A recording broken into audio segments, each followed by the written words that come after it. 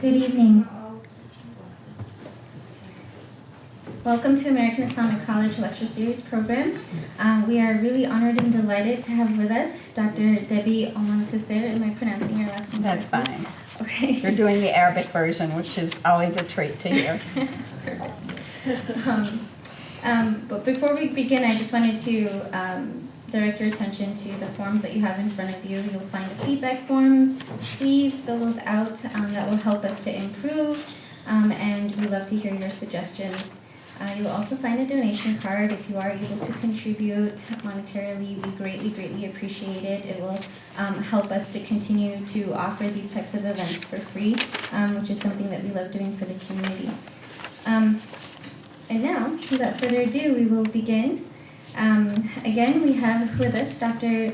Debbie Almontaser, and she's an internationally recognized award-winning educator, entrepreneur, speaker, and authority on cross-cultural understanding. She is an influential community leader and the founder and CEO of Bridging Cultures Group, Inc., which is a for-profit business that provides professional development and coaching for companies, universities, firms, and K-12 educational personnel. Dr. Almontaser was the founding and former principal of the Khalil Gibran International Academy in Brooklyn, New York. A 25-year veteran of the NYC public school system, she taught special education inclusion, trained teachers in literacy, and served as a multicultural specialist and diversity advisor. Currently, she is the board president of the Muslim Community Network and sits on the boards of the Yemeni American Merchants Association, Therapy and Learning Center Preschool, Mgage National, and ADC National. She frequently lecture serves on panels, facilitates teacher and public workshops on cultural diversity, conflict resolution, Arab culture, Islam, Muslims in America, interfaith coalition building, and youth leadership at schools, universities, libraries, museums, faith-based organizations, churches, synagogues, as well as national and international conferences. She's also known for her leadership role in organizing the historic Yemeni Bodega Strike Rally and I Am a Muslim Too rally. So please give a very warm welcome to Dr. Debbie Almontaser, who will be talking about leading well Muslim, the experiences of American Muslim principles after 9/11.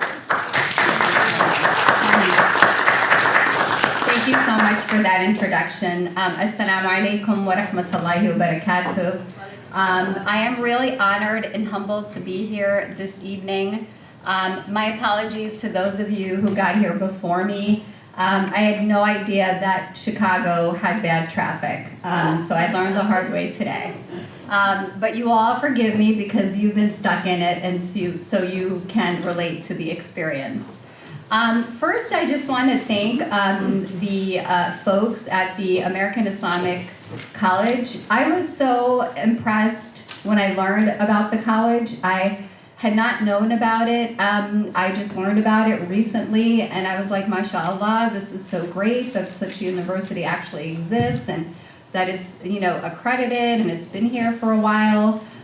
So kudos to all of those who founded it and who are working here and who are just continuing the important legacy of education, specifically focusing on Islam and Muslims in America. There's nothing more important for our community than to actually have homegrown Islamic scholars right here in the United States who can certainly understand the American experience and help our youth and our families navigate being an American and being Muslim at the same time. So thank you. So I am so excited to share with you my book.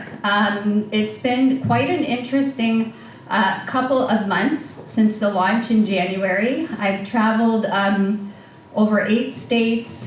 I can't even count the cities anymore. I've lost track. I really know now what it means to live out of your bag. I hate my bag. Every time I see it, I get nervous because I have to get on planes and the hustle and bustle of catching a plane and all that kind of stuff and getting lost when you're at different places. But alhamdulillah, it's been a joy because it's given me the opportunity to connect with so many communities, not only the American Muslim community, but interfaith communities, and people who really care about the leadership of American Muslims. So my book has been really very well received by non-Muslims who are allies and who are people who care about, cultural diversity and inclusion in America. So it's been really, really gratifying. So the book is actually based on my study that I did during my dissertation for my doctoral program. After completing my doctoral program and graduating, a number of people said to me, you should publish this. And the encouragement really came from my professors, my advisor who advised me at Fordham University, and saying to me, look, you're the first one to write about American Muslim principles in public education.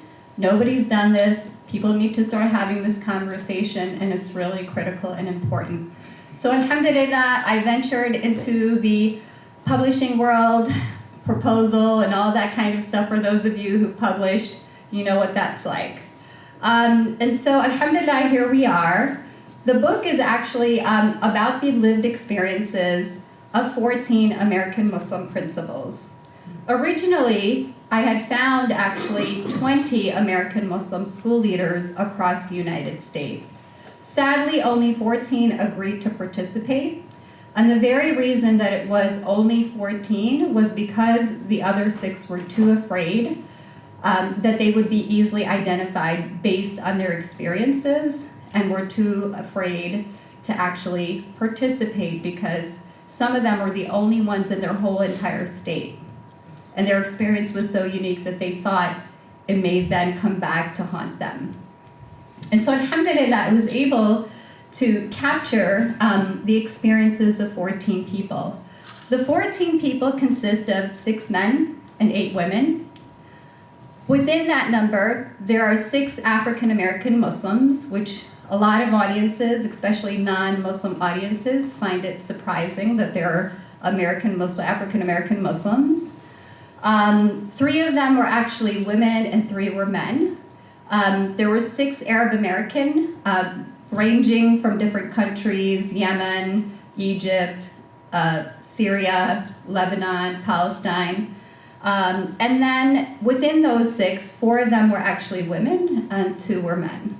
1 from Tanzania with Indian background, and 1 from Pakistan, a male. And the Tanzanian was actually a female.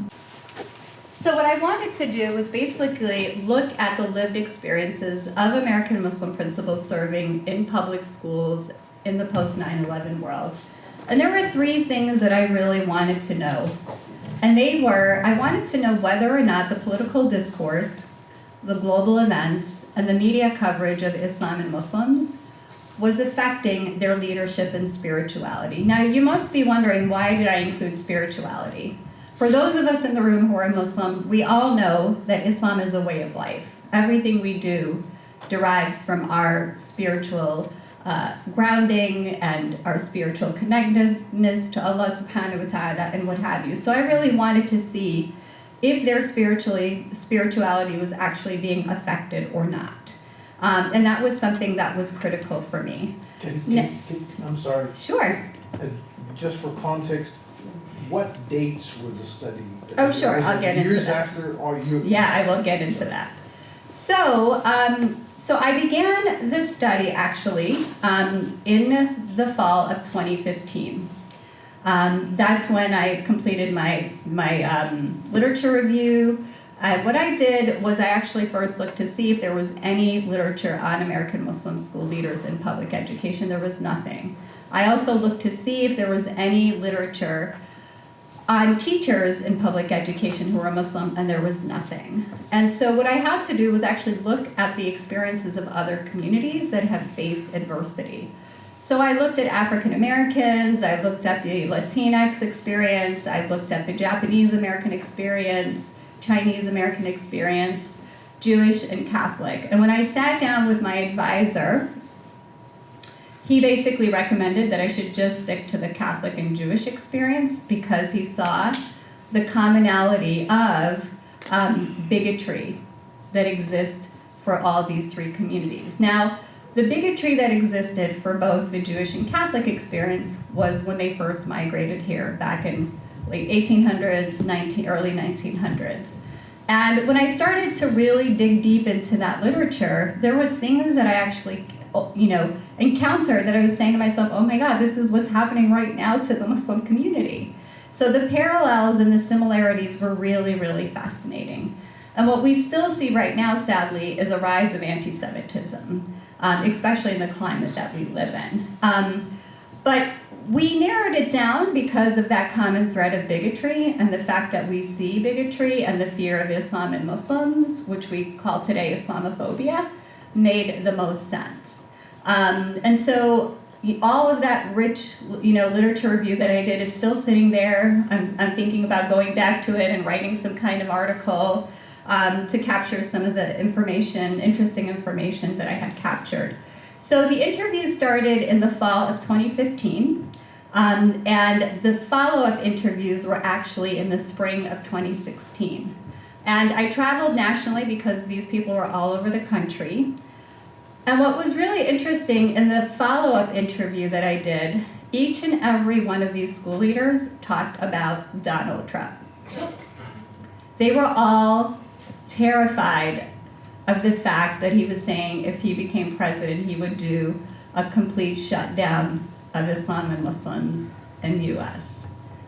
And they all lamented on it, they were nervous about it, but they also laughed and said he's not going to become president. Little did we all know. And so here he is today, and we do have a Muslim ban, which, as we can see, we have 5 countries right now that are Muslim countries, and one that is a Muslim majority, Chad, and we have this unfortunate situation happening. So it was really fascinating when I sat down with these individuals. Some of them had experiences that were really incredible, and I'm going to actually highlight the 4 case studies that are in the book. If I would have highlighted all 14, my book would be 800 pages long, and I did not want to have an 800-page book. I wanted something that was short and concise, that had a call to action, and that would actually continue the dialogue and engagement in communities because of the necessity for us to really be allies and have our allies actually stand up in solidarity and work on policy and work on issues that impact American Muslims as well as communities of color. The other thing also I want to mention to you, in my introduction, I was also introduced as the founding principal of the Khalil Gibran International Academy. I don't know how many of you may have followed my story back in 2007, but I was forced out of my position after an aggressive attack on me by right-wing and the Islamophobia industry, where actually I ended up being forced out by the mayor of the city of New York and the chancellor. And the New York Post had a hand in it, of course. They did an interview with me. They took my words out of context and distorted them. And that created, a very crazy moment that the mayor and the chancellor decided to take the expedient route, and that was to force me out. And the way that they did it was they gave me an ultimatum. It was either me or the school was not going to open. And so, of course, I wanted to see this historical institution open. And alhamdulillah, after the school opened, I actually fought back. I filed a lawsuit against the school system and the mayor, and I filed an Equal Employment Opportunity Commission complaint. And in 2010, I was vindicated by the EOC. And at that point, I just decided to move on with my life, even though that they granted me the opportunity to go back to the school. And what I chose to do was to take the opportunities to continue educating people about what happened to me and how important it is to do this work. So this work was actually inspired by my own experience. And as many of you who are probably academics sitting in this room, we have to actually, bracket our own experiences and be very objective. So I was very, very objective, but there were a couple of people whose stories were so tragic that it was hard for me to, to not feel the emotions of my own personal experiences. But I've captured a couple of them within the 4 people that I wanted to share with you. So these are the 4 individuals that are in the book, but the entire studies actually included in the book. The data that was collected is actually in the book. The first woman, her name is Najla. Najla actually started teaching before September 11th. She was already teaching for a few years. Her aspirations were to become a school leader. She was really excited about it. 9/11 happened, and it became a really difficult time for her as a hijabi, with the backlash and discrimination, the isolation that she was feeling from her colleagues. It was a very different time for her, and she noticed the difference within her school district and her own school community. A couple of years later, she got into a leadership program to actually get certified to become a principal. And as she was going through the program and nearing the finish line of the program, one of her colleagues within the institution that she was getting the certification basically said to her, Najla, if you really want to become a principal, you need to change your wardrobe. And that basically was saying, you're not going to get a job with the hijab. And so she struggled with this, sadly, for months, and eventually she ended up taking it off because she found it to be very hard for her to be able to pursue her dreams, as well as be welcomed into this position. And she was very conflicted. Her family was conflicted, but they supported her. But that was a sacrifice that she had to make to become a school leader. The next person is Rula, and Rula's story was one that was really difficult to listen to. Rula was actually the principal of a charter school that was on the brinks of closing, and they hired her. She was able to bring the school back up the first year. The second and third year, the school had an A grade. That third year, at the end of the third year, the school board decided to actually hire an executive director to help her do the public relations and fundraising for the charter school. She welcomed the idea. They included her in the process of interviewing people that had applied. They narrowed it down to 2 people. She went on summer vacation, came back, and found out that they hired someone totally different. The person that they actually hired was a 9/11 family member. And their first encounter after being introduced by the school board president, and they were sitting down just to get to know one another, the executive director asked her, "Are you Muslim? Is your husband Muslim? Are you a practicing Muslim?" Now, Rula knew that her employer shouldn't be asking those questions. It's illegal. It's against the law. But she tried her best to win this woman over, to break the ice, to make things work, because she loved being a principal, and she loved the school community that she had worked in for the last several years.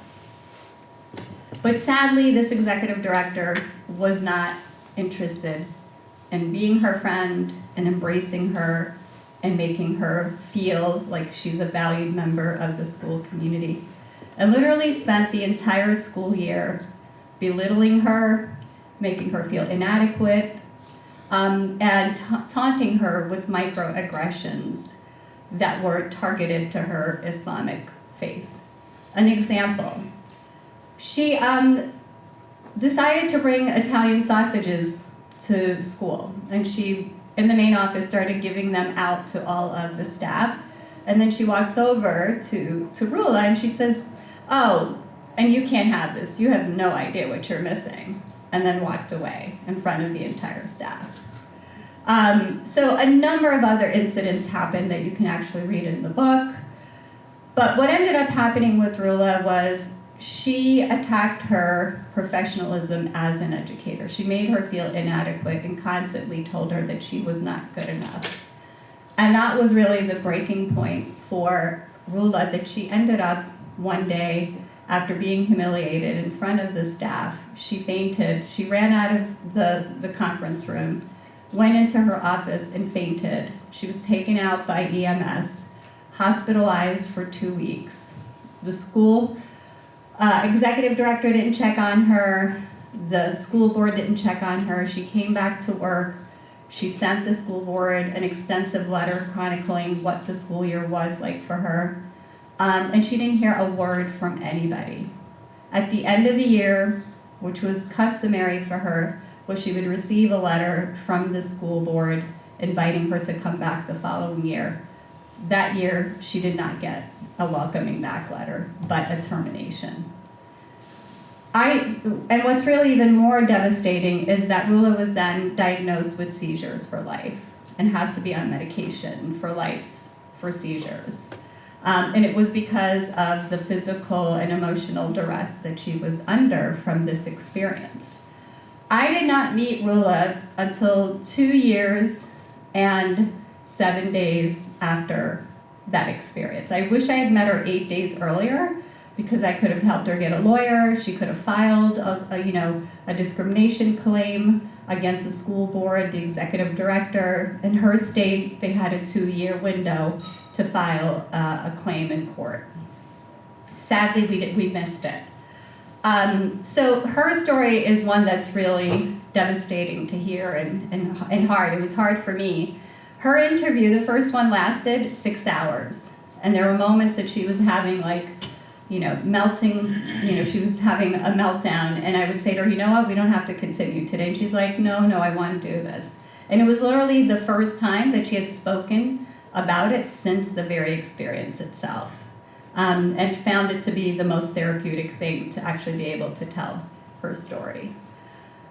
The next person is Aziz. Aziz is actually African American, very handsome, well-built man. When he walks in through the door, you can see that authority radiate from him. And the moment that he walks over to the people that he's about to introduce himself and says to them, "My name is Aziz Mahmoud," he sees the puzzlement in their faces and their eyes twitching and people feeling uncomfortable, and literally feels all those perceptions that they have of Islam and Muslims as they're thinking it.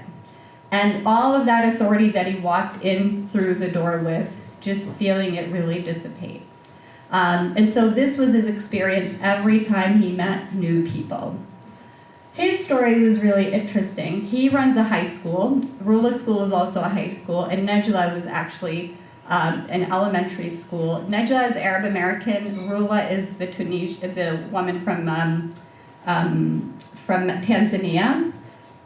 And so Aziz's story is very interesting. He one year had hired a couple of Muslim staff members, and they asked him to go make Jummah, which he also used to make. And in addition, he had some high school students who were asking to go for Friday prayer. They brought in their permission slips for the teachers. He, worked on their schedule to accommodate them, did everything by the books, made sure that, it didn't affect the school community, teaching, etc. He was brought up on charges with his district that he was promoting Islam. And his whole entire school staff went under investigation. They were all interviewed. He was interviewed. Parents were interviewed, wanting to understand why they thought he was promoting Islam. Eventually, when he reported for his disciplinary hearing, which actually took place towards the end of the school year, they told him that the charges they had against him were for him promoting Islam. And they believed that he was promoting Islam by walking the children to the mosque. And from now on, that he was not to walk the Muslim students to the mosque, to let them go ahead, or he should go ahead, but he should not be walking with them and interacting with them, because that is what is being conceived as promoting Islam. Alhamdulillah, it was over, but what it left Aziz with was this sense of distancing himself from the Muslim students, his very students, the students that would actually benefit from having a relationship with him, seeing him as a role model, but literally distancing himself. And the staff, he then was less accommodating and became much more rigid in terms of becoming someone, by the books. And sadly, also not engaging in talking about Islam or Muslims. And every time that came up in a conversation with anyone, he was very uncomfortable to talk about Islam or Muslims. And so that was an unfortunate experience for him. The last person is Ayman. Ayman was really very, very interesting.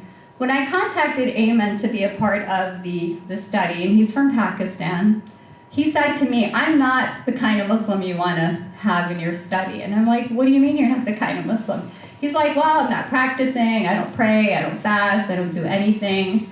Maybe you could call me, I'm Muslim, I'm culturally Muslim, but I'm really not because I don't do culturally Muslim things." And anyhow, I stayed after him and I said, "No, I want you to be a part of this study. It's important to get your voice." And so when I met with Ayman, it was very, very interesting to see his perspective. His perspective was one that had actually distanced him from being Muslim and actually embracing Islam, and in fact, sadly, had a lot of negative things to say about Islam. Things that he talked about Islam were heartbreaking, but of course, as the person interviewing him, I had to really have that blank face, but my heart was hurting. He blamed Muslims for what is happening to Muslims today. He felt that they were not condemning violence, that they were not out there. Where are the scholars? Where are the imams? Why aren't they condemning terrorism? Why aren't they being aggressive and doing these things? And what was interesting about Ayman was he was very disconnected from the Muslim community where he lived. He didn't even know where the local mosque was, very detached from the Muslim community entirely. And then the people around him also espoused these things. So there were things that he was saying that you would only hear on Fox News.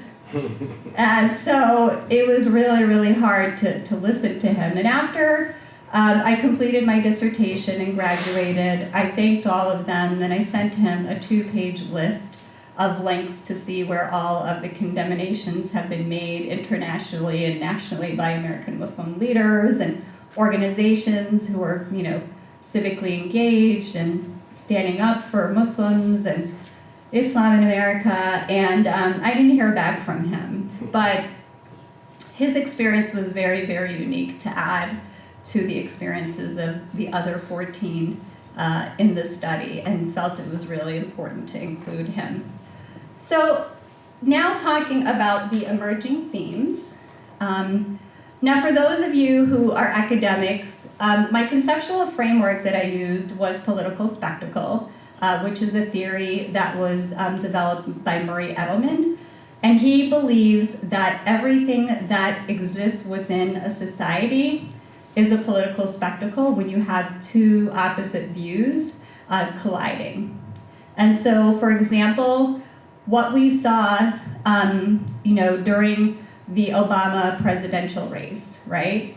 There were those who were supporting McCain, and there are those who were supporting Obama, and you saw all the negative things that kept being hurled, and all the anti-Muslim things that were coming up about Obama. That in itself is a political spectacle. He also talks about it being a method that is used to also push policy and agendas. So for example, right now in the United States, bilingual education and ethnic studies are under attack. There are many companies that have put a lot of money investing to get elected officials to discontinue funding these programs. That's in itself a political spectacle. And the way that they actually engaged the public to support these elected officials to discontinue it. And when we look at that whole phenomena of the way that they were pushing it, for example, with bilingual education, their motto was, everybody in America should be speaking English. You want to speak your own language, you learn it on your own time, but not on tax dollar.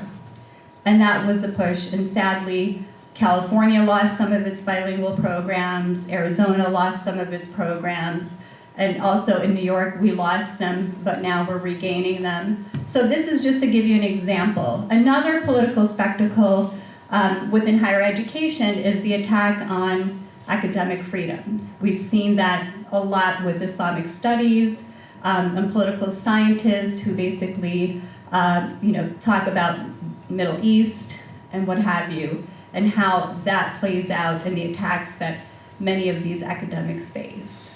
So that's another political spectacle. So they all believed that that the political climate was filled with fear and hysteria. And when I asked them, well, what is generating this? They believed that it was generated and orchestrated, sadly, by Al-Qaeda, ISIS, neoconservatives, GOP, and white supremacists. And every time that there was an incident that had anything to do with any of these groups, their anxiety actually was heightened, as well as their counterparts who were non-Muslim. And they could see and feel the tension in their communities when there was a terrorist attack or something that happened somewhere. And just the buzz and the moods that people were in. So that was one of the things that they felt was really incredibly challenging, the political climate that was always created. The second is the role of the media. They all believe that the media played a role in making them feel the anxiety that they did. And they, interestingly enough, they talked about positive things that the American Muslim community has engaged in, but that never makes the media, but only the negative things made it to the media. And they felt that the media was actually perpetuating a lot of the negative things that actually created hysteria, fear, that led to hate crimes and discrimination. And so, interestingly enough, when I counted the number of times that they used the word media in both interviews, it was 143 times. And I thought that was fascinating, how much they kept honing on media. The next is inferior and foreign. The majority of them felt a sense of being made to feel inferior and foreign by their counterparts. Where, for example, the women who were hijabis, they always felt that all the time. When they walked into a room, when they walked into a conference, when they walked into their district for the first time, when they've encountered new parents who actually came to the school, to enroll their children. One of the principals actually had a parent question her credentials. Yeah, it was really pretty sad. And so that was something that they always were made to feel based on the way that they were treated by their counterparts, unfortunately. The next one is unconscious fear. Each and every one of them actually talked about this, not necessarily calling it unconscious fear, but they were always second-guessing everything that they say. They were always very cautious and always working very hard to be politically correct. They were so afraid of saying something that would make them sound like they were Islamist, or that they were radical, or that they were anti-American. And so this unconscious fear, resonated for all of them. And the thing that they all feared, that if they said something, that it would lead to their termination. And this was a prime example with Aziz, who was actually brought up on these charges. He really thought he was going to lose his job. He didn't think that he was going to get through this. And so these are the things that, that they face every day, this unconscious fear that they have to live with. Next is spirituality. This was really interesting in terms of helping me understand what it was like for them spiritually. They all, to a degree, talked about their spirituality. I asked them if they actually pray at their school. Many of them said that they didn't want anyone to see them pray.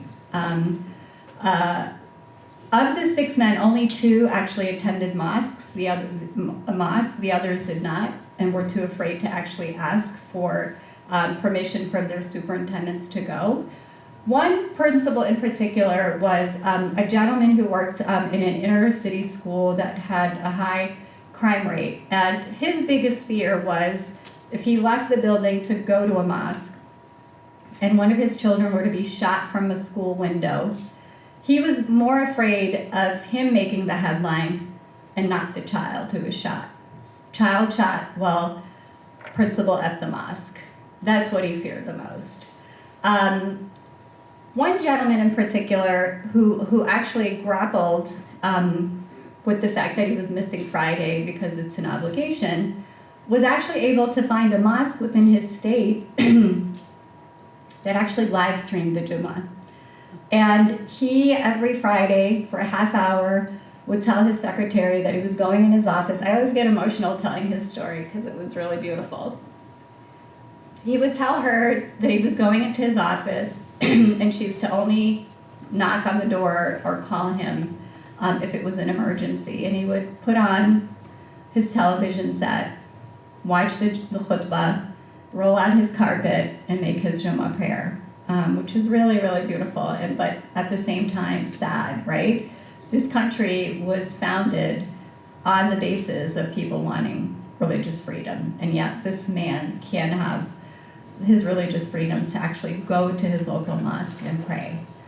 Again, when I asked why, many of them said that they were too afraid to ask because they didn't want to be easily identifiable. In some cases, some of these principals actually, some of the men, you couldn't even tell if they were Muslim or not. And that's just the way that they wanted. They really didn't want that self-identification, which is really, really sad and unfortunate to be closeted, because of the climate that we live in. The last one here, the education and communication over spectacle. These were moments that each of them had shared that actually gave them an opportunity to educate about being Muslim and about Islam. But interestingly, they never happened in their school communities, in their school buildings. It always happened outside. So I'll give you an example. One of the principals went on a boat ride with her husband and family, and there were other people on the boat, and she was wearing this beautiful silk scarf that was blowing in the wind. There was an old white woman sitting across from her who was just captivated by the scarf blowing in the wind. And then so she told her, she said, "Your scarf is so beautiful. Did you wear it just for this boat ride?" So the principal said, "No, I wear it every day." And then it just engage into this beautiful conversation of why she wears a hijab. It's part of her faith. The woman then asked her, what other colors does she have? What kind of fabric textures does she like to buy? But it was this rare moment of actually being able to talk about being Muslim and being, a part of this beautiful fabric, in the United States where she wasn't afraid of her. She was actually really inspired by what she was learning about her being Muslim. So these were moments that actually challenged the spectacle. There was this scarf that was blowing in the air, but then it turned out to this beautiful story versus this woman saying, go back to your country. So great opportunity here. So what were the conclusions within the study? They are as follows. They all believed that political rhetoric affects human interactions and the psyche of American Muslims in leadership positions, sadly. Also, Muslim religious identity plays a role in job performance.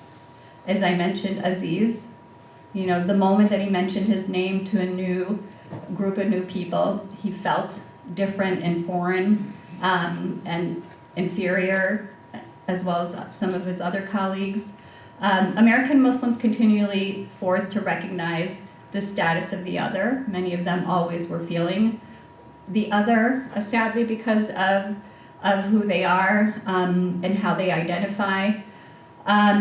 Interestingly enough, in this particular piece, the African American Muslim women who were actually in hijab told me that they actually feel that at times they have to prove themselves 3 times more than their counterparts. And I said, okay, can you explain that to me?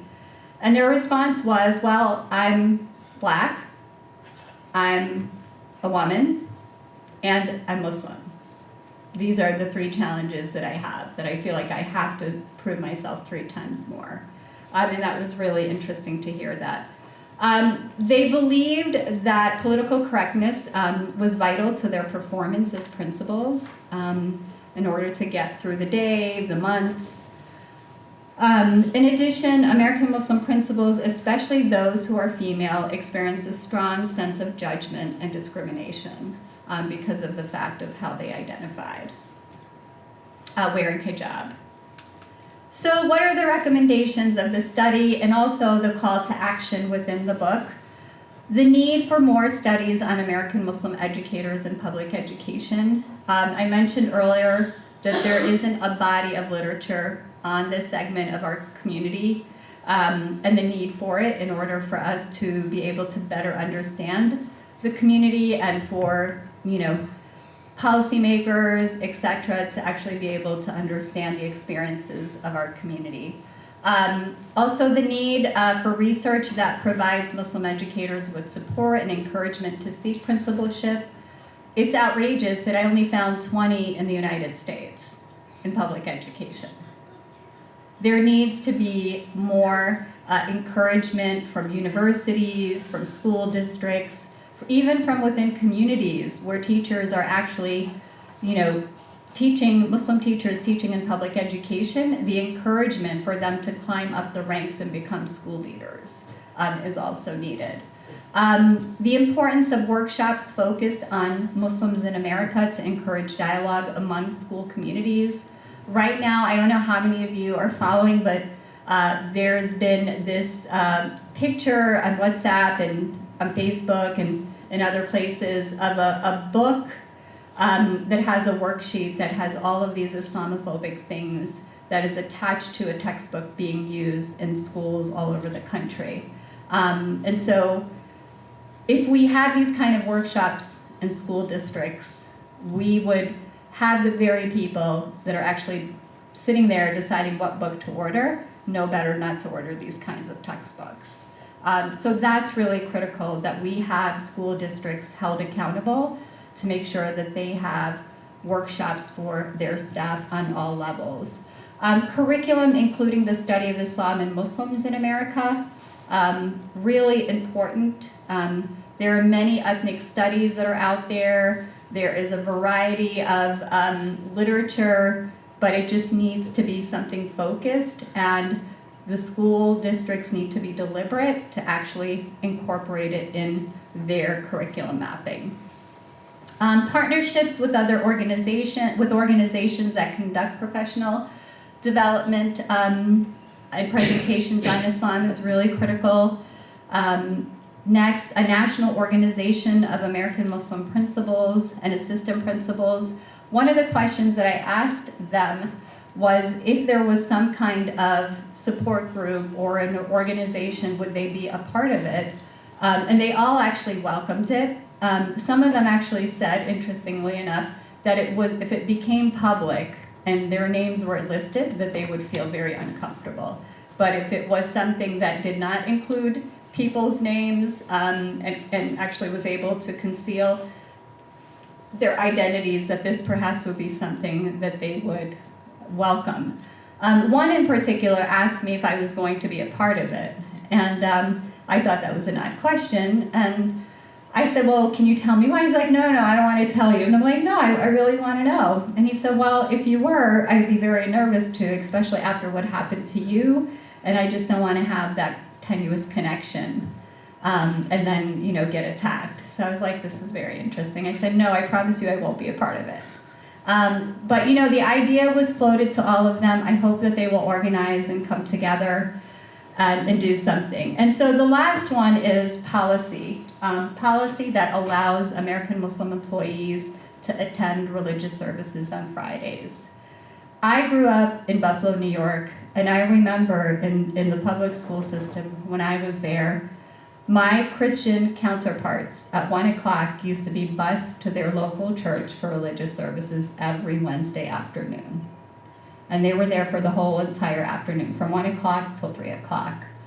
In New York City, the Jewish community on Fridays gets the opportunity to leave early, especially when daylight saving time is there and it gets dark early. They get the opportunity to leave, to be home in time for Sabbath. There needs to be policy across the United States with large school districts that will ensure that American Muslim educators, both teachers and principals, have the opportunity to fulfill their religious duty on Fridays. So that's really a call to action to community-based organizations, to parents, to community members, to really take this responsibility and make sure that our community has the opportunity to observe their Friday prayers.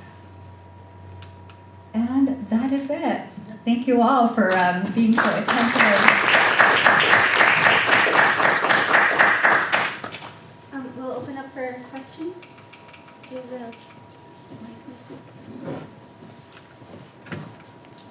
Thank you. It was interesting that, from what I gathered, not many of the educators actually filed lawsuits or got attorneys when they're going through this. No. But they're highly educated. They're principals. You would think they would. I don't know. But that was interesting. Well, that's a really great question, and I will answer that for you. And I will answer it based on my own personal experience. All of these individuals are actually the breadwinners in their families. They made more money than their partners, their husband or their wives.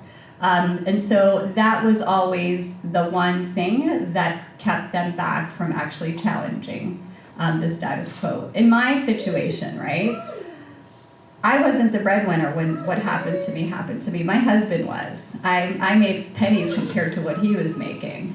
And so I had that flexibility to know that if I did this, that I wouldn't have to worry about the livelihood of my family. So that was one of the biggest obstacles for all of them, was the fear of losing their jobs and not being able to take care of their families. And then also the stigma that actually follows you when you do file a lawsuit and challenge, an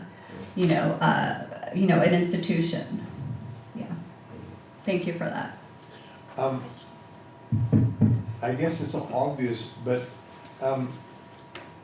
you consciously focused on public school, whereas there are, I don't know, probably 200 or 300 K through 12, or at least K through 8 Muslim schools. There are over 14,000 Thank you. across the United States. Thank you. All right. And the reason I did not focus on them was because there is so much literature written about Islamic school principals and teachers and students. Yeah, there is a wealth of literature and research done on the Islamic school system.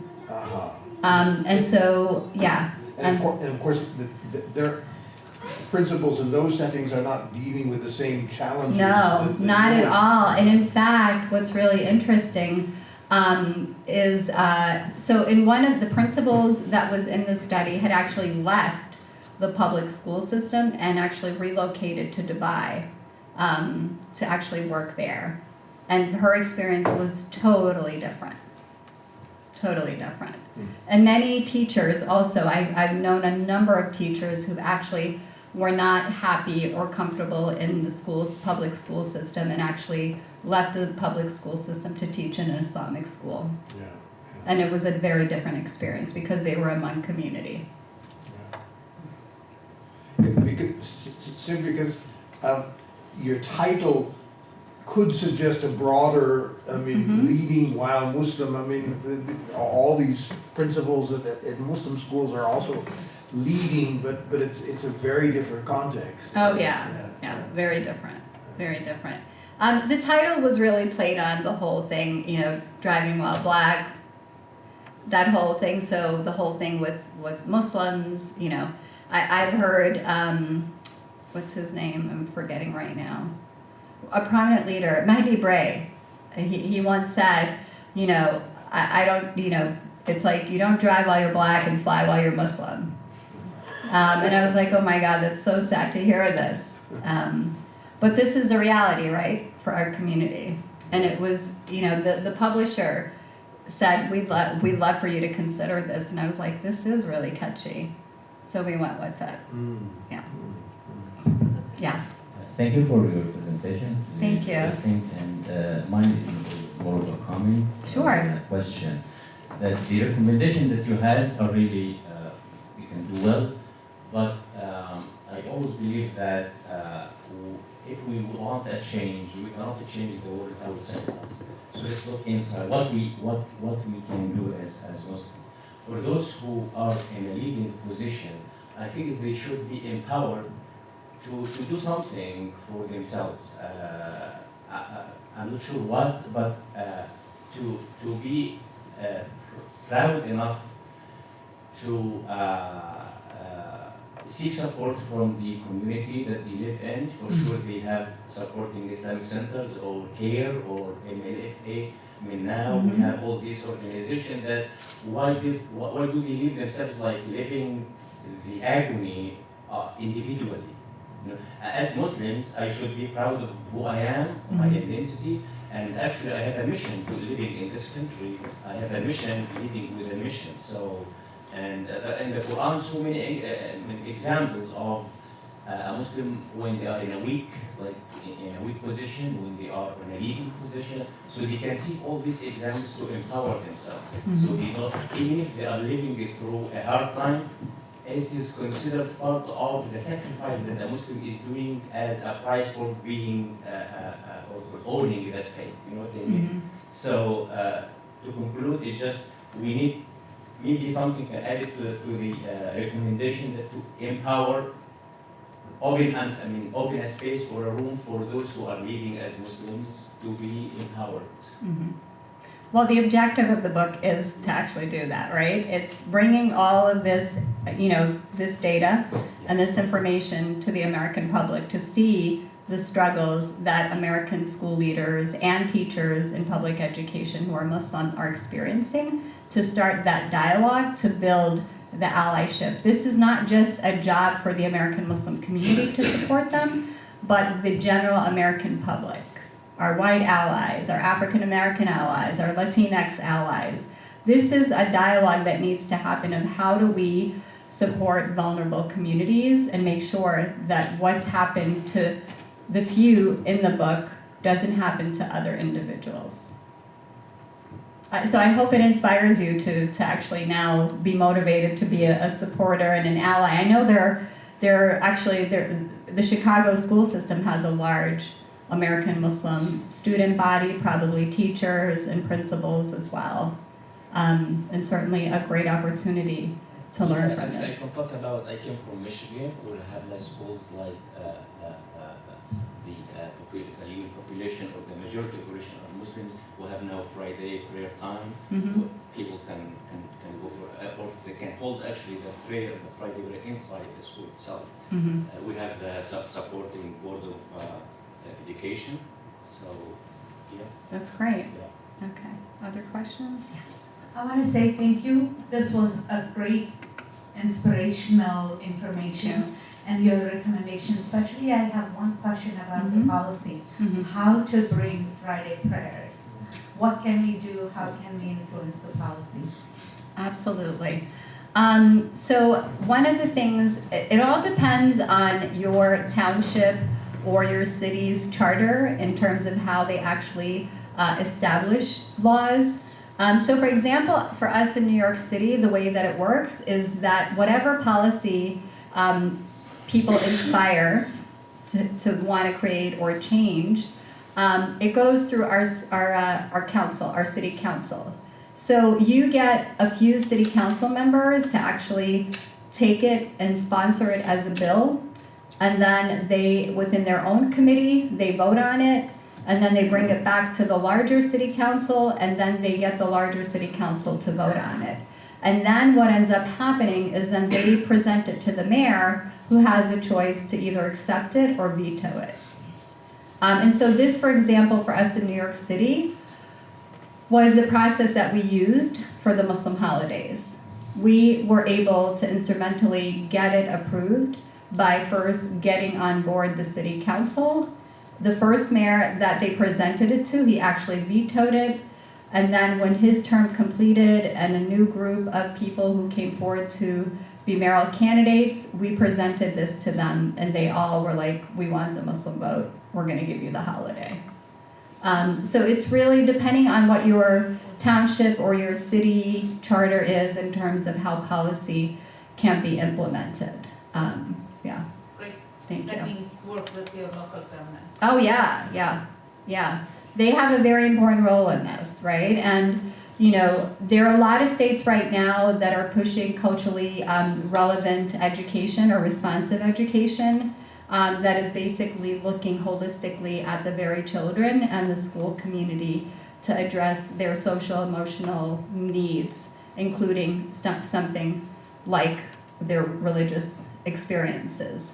In addition, which you should all know, the National Social Studies Association in 2017 actually added a supplemental document to the Common Core for Social Studies titled Religious Literacy.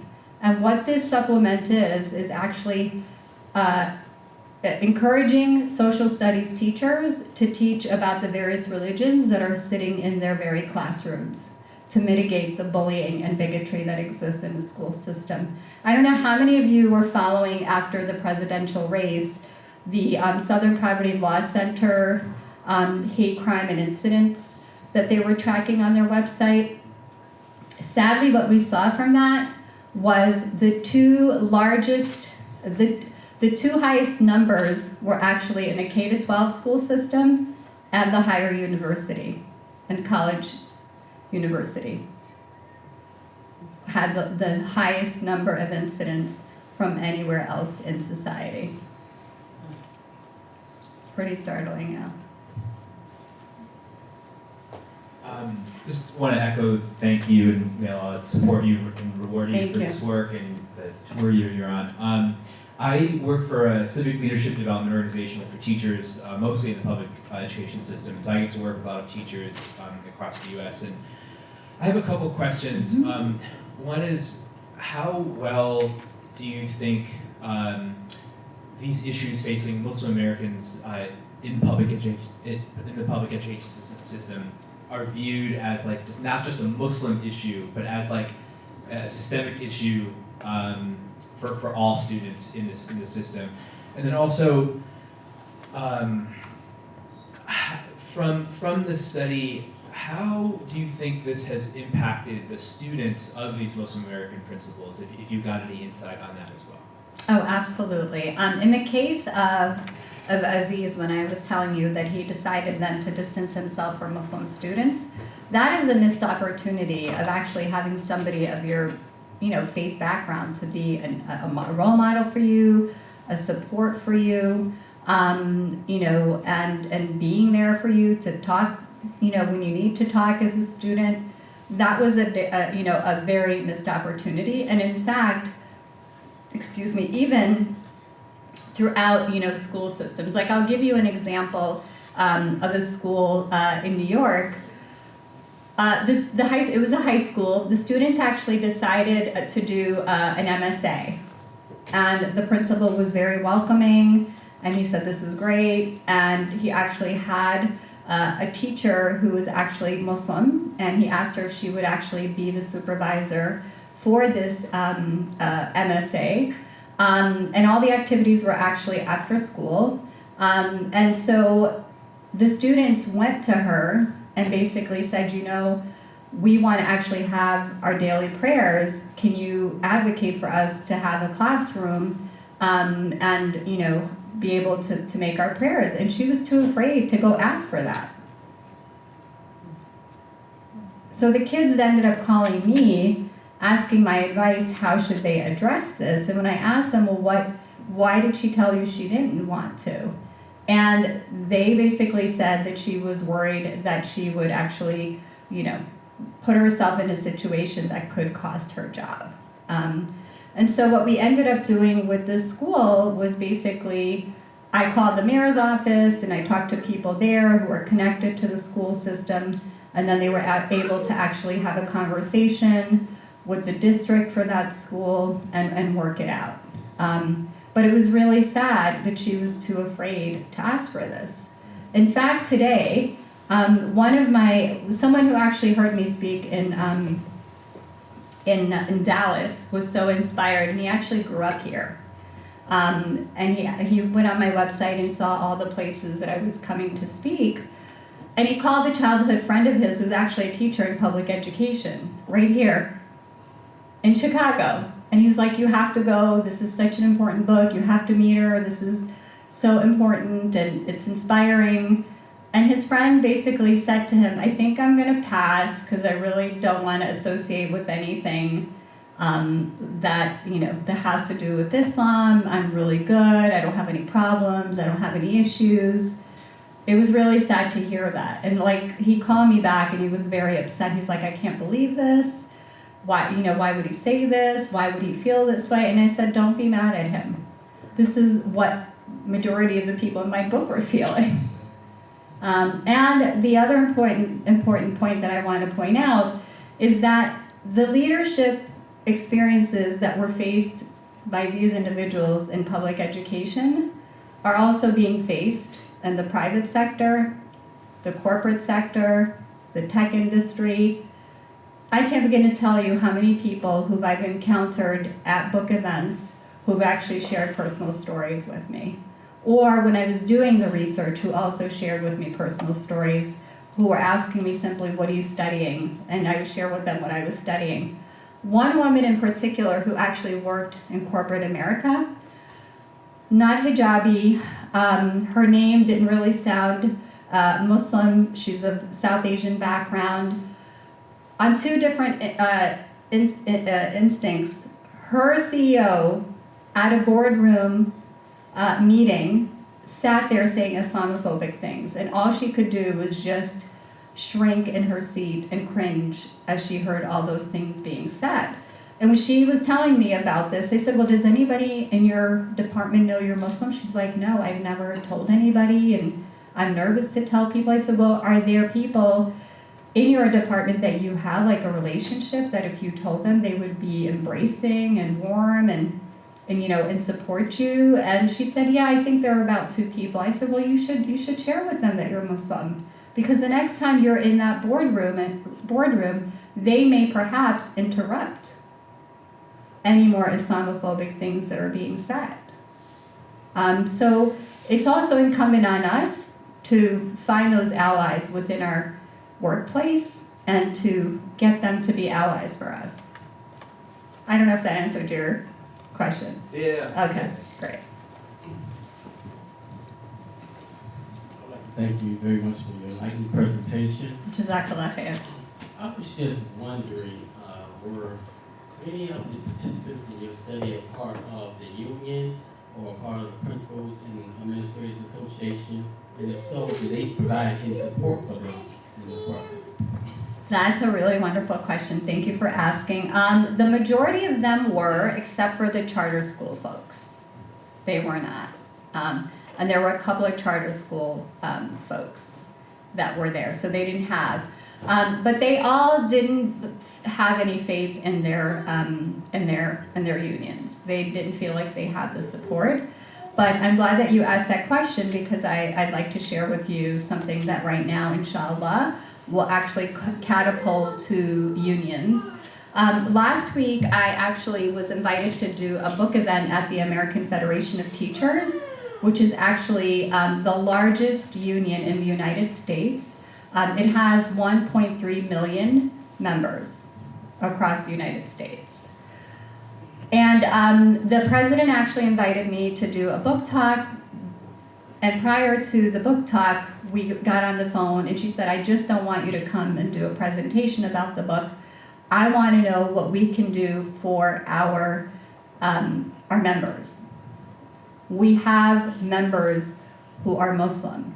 I see them at conferences on a national level. I see them, when I go visit schools. What can we do? So my response to her, and this goes back to my own personal experience when I was a teacher, I actually approached a number of Muslim teachers that were teaching, in the same area as me, and I said, hey, why don't we form a Muslim caucus? Because they have a Jewish caucus, they have a Catholic caucus, they have an LGBT caucus, they have an Italian caucus. There are so many caucuses. And everyone that I actually approached said, no, I'm really, I don't think so. I really don't want to, put myself out there. I'm fine. I don't think we need it. So I was never able to get it off the ground. So I presented this idea to the president of the AFT, and she said, this is brilliant. We'd love to do this. So inshallah, at their national conference, they will be announcing it. And what they want is teachers from the largest cities that have, the largest states that have the largest population of Muslims to actually self-identify, to actually be the ones to coordinate it. Now, I don't think, inshallah, that these teachers will be afraid, because you're getting the mandate from the highest office saying, we want a Muslim caucus, let's make this happen, we will support you. In addition, I also asked her if they would put out a resolution, an anti-Islamophobia resolution, that would not only send a message to the teachers, but also to the students, to administrators, to school districts, that this union who supports their teachers wants to make sure that they are valued and that they are respected. And so inshallah, that is something that they also agreed to do. And it's just a matter of getting to the principal's national union and also presenting this. So thank you for that question. You have time for one more. If you can hear me like that, Wa alaikum assalam. You hold it up a little It was bit. great. Thank you. As a parent, this is what I have to do with academic world as a parent. And I'm expecting for next year, I was planning to speak with the teacher who's going to be responsible for my son's class, to give him the chance around a certain time for Duhur prayer and Asr time prayer, because he's going to be home around Maghrib time, so he already have missed that. And I wanted to know regarding academic world, that's fine to speak with the teacher, with the teacher. Now, the problem is with other parents, there are a lot of Muslim parents in the school. And I keep asking many of them who have older children if they do have that, if they had that conversation with their teachers. But all of them have said that if they wait for their kids to come home to do the prayers. Now, I know that the school is more open and they can. So I was hoping if we can have those parents, like if there's a movement to educate those parents that it's okay to speak up and to ask. It's like a 5 minutes during a day, instead of excusing going to the bathroom, excusing to do the prayer and then just go back. So I want to know, in academic world, is there a movement regarding that? Because I have no idea. And another question about the MSA. It's good that you brought the idea of the MSA. Is that also something that we can do at the school, like present the idea of an MSA so that we can also do something within the school itself? Sure. The MSA actually is more on a high school level, because they're really college, but now there's a lot of schools, high schools, that are actually incorporating it. I don't think there's anything wrong with you asking for that accommodation. I think that it would be honored, depending on what the school regulations, the school district regulations are. And how I would start first is that you should actually look on their website and look at what their regulations say. What they say about religious accommodation, and see from there. Now, because your children are really young and it's an elementary school, trying to get the buy-in of other Muslim parents is going to be a challenge, because many don't feel like it's obligatory to do so. And I'll give you an example. There was about 2-3 weeks ago this whole dialogue on CARE's on CARE's Facebook page about that parents were engaging in because CARE got involved with representing parents who were upset that their children were actually going to be tested during Ramadan. And so they wanted the school to accommodate the kids. But then there were a lot of Muslim parents who were saying, you know what, they're elementary school students, they don't really have to fast, and therefore let's just leave this alone. So it was an internal battle of whether, you know, it should be or shouldn't be. And so, you know, my solution when I was asked at Georgetown University, it was, you know, we see this already. Like, there is a lot of great things happening where Muslim communities are actually advocating for their children.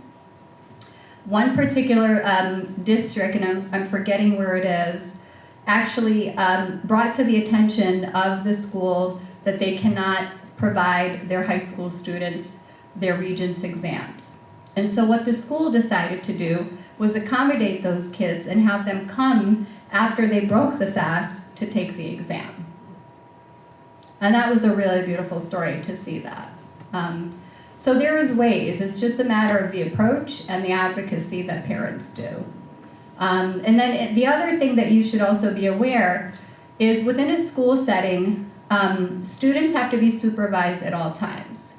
There are schools, for example, in New York, where they've actually they've allowed high school students to make their prayer, but if there was no teacher to cover the 15 minutes of them being in that room that is designated for prayer, then they can't go in there and pray without supervision. So there was also that staffing component. Yeah. I hope that was helpful. Parents can volunteer during that time. I'm sorry? Parents can volunteer during that time, prayer time. Again, it all depends on the policies of your district. If that's possible, that's great. But like I know in New York City, that's, you know, a parent providing that supervision is not permitted. Yeah. Thank you very All right, much. thank you. Thank you guys so much. My books are here. I don't know if it was announced that Yes. Romana mentioned to you. All the proceeds are actually going to Yemen. My family is actually from Yemen, and I'm sure you all know about the humanitarian crisis there. For those of you who are interested in getting it, it would be so great for you yourself. Also, it's a great opportunity to engage your school district if you have, you know, if you have children, if you have colleagues who are in the public school system. This is a great gift for a superintendent to read. Do you just take cash or? So I take Venmo, I take PayPal, and cash and checks. And the price that? It's at $26. If you were to buy it at Amazon, which I tell you not to because the money's going to go to Amazon. If you buy it from me, then inshallah the proceeds will go to Yemen. All right, jazakumullah khair. Thank you.